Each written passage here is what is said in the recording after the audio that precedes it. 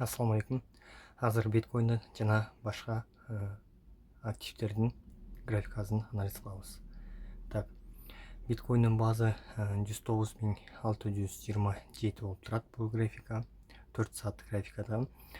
Азыр өзүбүз эле көргөндөй биток өзүп жатат. Эң үстүнкү чогууда примерно 110 ликвид бар жана 111 тарапта ликвид бар.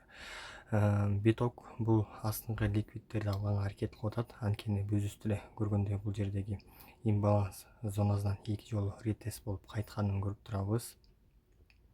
Мисалы, биринчи өзүп отскок кайра бул жерден келип, кайра бул имбаланстын тарабынан келип отскок берип өйдөгө кетип барат. Значит, 110догу андан кийин 111деги ликвидди алганга аракет кылат.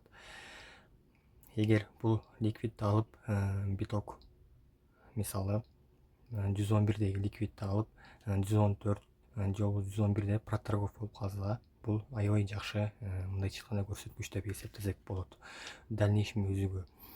Анткени бул жерде проторгов болгон жерге закреп болуп калыш керек. Бул жерде да кайсы бир убакытка чейин мындайча айтканда күнгө чейин проторгов болуп калса, анда бизге өйдөгө мындайча айтканда өскөнгө возможность болот. Анткени бул жерде уровень катары эсептелип калат. Так что бул 4 сааттыктын өзүбүз эле көрдүк битокту. Биз мен айткандай эле мисалы графиканы полный өчүрүп кыскача жалпак тил менен айтып кеткенде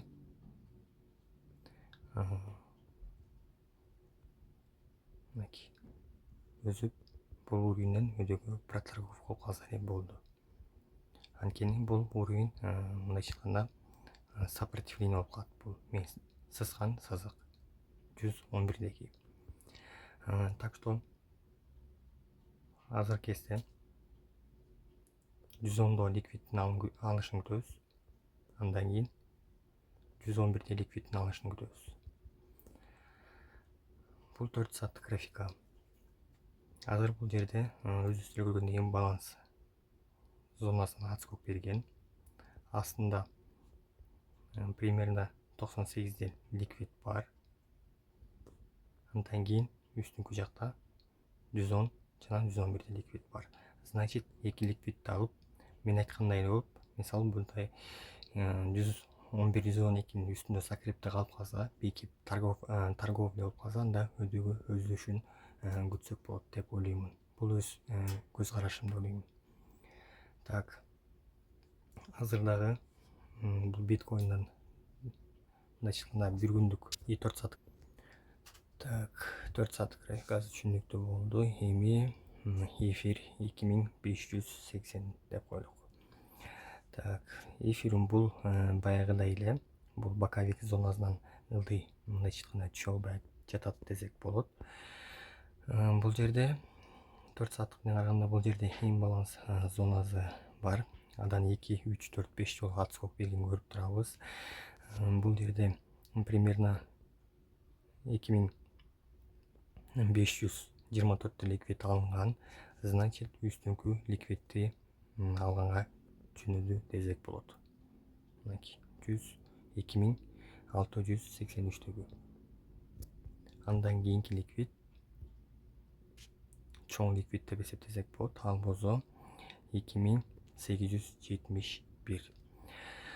Бул да деле 4 сааттыктын караганда мисалы бул уровеньден примерно проторговкадан мисалы мынакей тренд линиясын чытаганда бул уровеньден үстүнкү мисалы 2516дан бул дагы бул жерин өзүп закреп болуп калса уровеньден, значит, биздики өйдөгө кете турган мындайча айтканда ойдо болсок болот. План өйдөгө өзө турган вариант болот. Бул 4 сааттык графика. Значит, азыр бул жерде да өзүбүз көргөндөй имбаланс зонасы чыгып атат бул жерде. Мынакей примерно имбаланс зонасы 2476 дагы. бул жердеги мисалы 2524 ликвид алынган. Бул дагы примерно 2568 дагы ликвид алынган. Так что бирде ликвид жок. Значит, эң үстүнкү ликвид биздеги акыркы 2685 деп койсок болот. 80 деп коелукчу мейли. Так что түшүнүктүү. Азыр жакын арада мен айткан сценарий деле ошондой. Примерно түшүп проторговканын үстүндө мындайча айтканда имбаланстын уровеньдин үстүндө проторговкаласа, анда биздики өйдөгө өзүшү мүмкүнбүз. Бул өз жеке оюм. Анализ 4 саат графика. Так, 4 саат графика түшүнүктүү болду. Эми азыр биткоиндин фьючерстеги мындайча айтканда фондой американский биржадагы гепти карап коелук. Так, бул жерде примерно 4 сааттык менен гана геп бар. Бул жабыптыр. Бизде эң чоң геп 92де геп бар. Бул значит жабылат жакын арада мынакей. Бул тарапта жабылган мындайча жабыла элек геп бар. Бул жабылыш керек сөзсүз. Бул 4 сааттык менен түшүнүктүү. Так, алтын. Алтын мындайча айтканда алтындын баасы 3348 болуп жатат бул жерде ба. Бул жерден өзүбүз деле караганда имбаланс зонасынан өйдөгө отскок берген көрүп турабыз. Астында ликвид мындайча айтканда сырткы ликвид чыккан. Бул ички ликвид болуп эсептелип калат. Так. Азыр үстүндө дагы мындай караганда примерно 3359 да ликвид бар.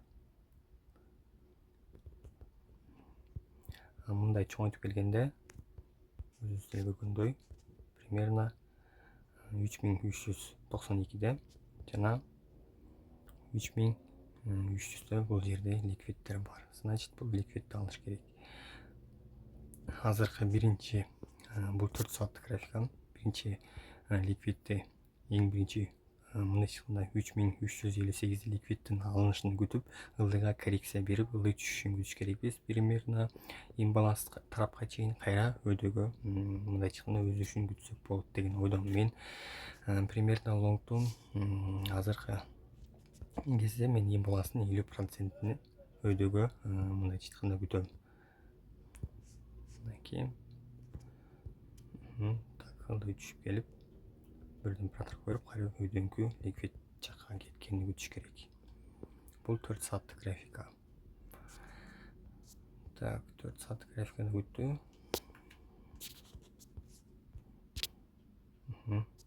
Азыр мындай деле чоңойтуп алып көргөндө бизде конкретный тренд линиясы бар. Өзүбүз деле көрсөк болот. Мынакей. Ылдый жактан келип жаткан канча бир убакыттан бери жаткан тренд линиясы бар. Как раз бул өйдөгө кете турган, уже өсө турган убагы бар. Астында уровень сопротивления деп койсок болот. Бир күндүк менен караганда мынакей так көрүнүп атат. Астыңкы уровень сопротивлениясы. Так, биз бул жерде деле күчтүү уровень катары колдонсок болот. Анткени бир жолу касание берген, түшүп, бул уровеньге келип, кайра өйдөгөзүп, кайра эле өйдөгө ылдыңкы мисалы уровень сопротивления трендовый восходящий трендтин сопротивление тийип өйдөгө кетип баратканын көрүп турабыз. Значит, бул жерде деле баягыдай эгер түшүп кетсе, биз мен өзүмдүн болжолдо өзүмдүн опытым боюнча айтканда, мен муну безопасный точка входту примерно 3167 менен көрмөкмүн. Бул бир күндүк графика. А так 4 сааттык менен анализ кылып, 1 сааттык менен точка входко кирсек деле болот. Так. Значит, бул ылдыңкы имбаланс зонасына кетип баратат десек болот. Коррекция болуп барып, мен позициям ачылгандан үстүнкүгө барышы мүмкүн. Так, түшүнүктүү болду болуш керек. Так, азыркы кезде дагы нефть деп коелук. USD мунуку 15 цент 88 деп койсок болот. Так, бу да өзүбүз деле көргөндөй бул эң үстүнкү ликвид примерно 15.08 жана 14.66 ликвид алынган. Бул монетада азыр бул жерде мындайча айтканда 4 сатык менен караганда бул жерде аябай чоң накопление болуп өйдөгө өзүп атат уже. Примерно мунуку уже өйдөгө өзүшү уже башталды деп ойлоймун. Мындай караганда бул уровеньден, мынакей мен чийген уровеньден уже бул бекип калды. Мынакей проторговка болуп бир күндүк менен караганда мынакей өзүбүз деле көрүп турабыз. Значит, бул өйдөгө уже үстүнкү ликвид примерно мындай караганда примерно үстүнкү ликвидтер алганга аракет кылат деп ойдомун. Примерно 21.56 эң чоң уровень ошол жер экен. 21.56 как раз ликвидде бар. Мынакей бул жерде да эски проторговка да бар. Как раз алынышын күтүш керекпиз. Как раз эң чоң ликвидке баратат бул. Значит, лонг тозок болот. 4 саат менен кирсек, лонг тозок болот. Точка ход табып. Значит, бул азыр өзүп туруп кайра ылдыйкы ликвидке түшүп кетиши мүмкүн, уровеньге. Анан кайра өсүшү мүмкүн. Так что азыр бул жерден лонгко мен лонгко кирбей турайлык. Ким кирсе да карап, байкап, ылдый түшсө, андан кийин лонгко точка ход таап кирсек болот.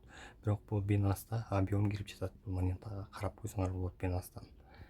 4 саат график үчүн болду. Так. Kala деген монета. Бул 16-26 цент болуп жатат. Бул монета ылдыйкы ликвидке барат десек болот. Примерно ылдыйкы ликвид 0.1449 цент. Азыр бул торговлянын 50%-ине келип өйдөгө отскок берип атат. Мен муну бул ликвидден алынгандан кийин өйдөгө киришин, точка ходко киришин күтөмүн. Значит, үстүндө дагы примерно өзүбүз деле көргөндөй 0.21.58 дагы уровень мындайча айтканда ликвид бар. Так, мунун өсүшүн күтүш керек. 4 сааттык менен. Бул түшүнүктүү болуш керек. Азыр астыңкы ликвидден алганын күтөбүз. Примерно 14.51-деги 4 сааттык графика менен. 4 сааттык графика таймфрейм. Так. Видео кыскача болду бүгүн. Кимге түшүнүктүү болсо комментарийге өз оюңуздарды жазып, жана оюңуздарды айта кетиңиздер.